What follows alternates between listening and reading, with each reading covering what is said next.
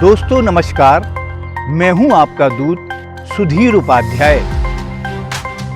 मेरे दाहिनी ओर से जो एक नदी आ रही है वह कहलाती है बुढ़नेर नदी, और मेरी बाईं तरफ से जो आ रही हैं वो हैं मां नर्मदा।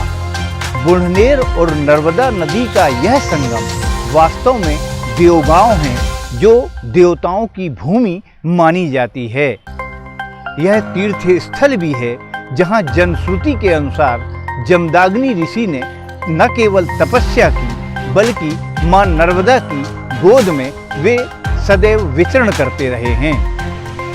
जमदाग्नि ऋषि के पुत्र परशुराम की कहानी न आपसे छुपी है न मुझसे छुपी है, लेकिन इस स्थान में यह बताया जाता है कि सहस्त्रार्जुन जब अपनी सेनाओं के साथ इधर इस स्थान पर पहुंचे थे तो जमदाग्नि ऋषि ने उनका अपरिमित स्वागत किया था। न केवल उस समूची सेना को भोजन कराया, प्रसादी पवाई, उससे सहस्त्रार्जुन के मन में यह ख्याल आया कि आखिर क्या कारण है कि इस वीर बियाबान जंगल में मेरी सेना को किस आधार पर इस ऋषि ने हम लोगों को भोजन करा दिया।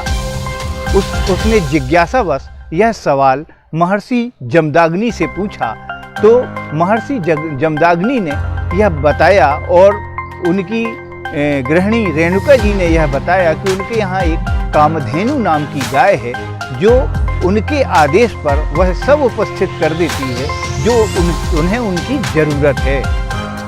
राजा को अपने नरेश होने पर बहुत गर्व था। उसने अहंकार पूर्वक यह कहा कि ऐसी गाय तो आपके यहाँ इस जंगल में कहाँ, इसे तो राजा के महल में होना चाहिए। और वह उस कामधेनु गाय को बलपूर्वक अपने साथ ले गया। कहा यह जाता है कि जब भगवान परशुराम वहाँ पहुँचे और उन्होंने अपने माता पिता को दुखी देखा तो और कारण पूछा, तो माता पिता ने जब यह कारण बताया तो भगवान परशुराम अत्यंत क्रोधित हुए और उन्होंने सहस्त्रार्जुन सहित समूची सेना को नष्ट कर दिया था। यह किंवदंती जनश्रुति और कथा पुराणों में भी है, शास्त्रों में भी है। तब से इस स्थान को वास्तव में तीर्थ स्थल माना जाता है। यहाँ धर्म प्रेमी, श्रद्धालु और पर्यटक इस स्थान पर पहुँचते हैं। वर्ष में तीन बार यहाँ मेला भी लगता है।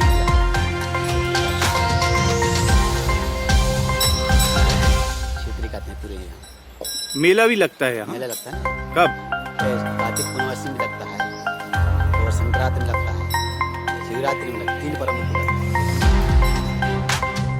है। ग्रामीण तो यह भी बताते हैं कि इस स्थान के थोड़ी ही दूर एक कामधेनु पर्वत है जहाँ गाय के खुर की तरह एक चिन्ह बना हुआ है, जहाँ से सदैव हमेशा जलधारा निकलती है। और वहीं एक पत्थर ऐसा है जो लाल रंग का है, जिसे कामधेनु की प्रसव कार्यकाल का पत्थर माना जाता है, शिला मानी जाती है।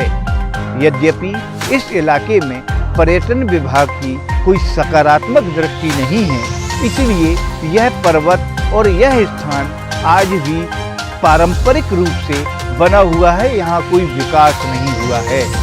उम्मीद है कि इस खबर के बाद प्रशासन और सत्ता में बैठे लोग यह महसूस करेंगे कि इस ट्राइबल इलाके में इन तीर्थ स्थलों का कुछ जीर्णोद्धार हो। धन्यवाद। आज की रिपोर्ट में बस इतना ही। यदि आपको यह रिपोर्ट पसंद आई हो तो आप हमारे YouTube चैनल को सब्सक्राइब कीजिए, फेसबुक पेज को लाइक कीजिए, अपने परिचितों को शेयर कीजिए। धन्यवाद। जय हिंद।